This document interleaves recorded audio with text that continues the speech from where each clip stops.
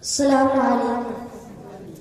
भाई बच्चे के हौसला अफजाई करें, हमारा अपना बच्चा है, एक भी नहीं बैठा रहना चाहिए और हौसला अफजाई करनी चाहिए। सब खड़े हो जाएंगे, बच्चा ये नात पढ़े तो इसकी हौसला अफजाई करें, सब खड़े हो जाएंगे। काश मैं यारो फलस्तीन का बासी होता, वरना इस शहर मुक़द्दस की मैं माटी होता। काश मैं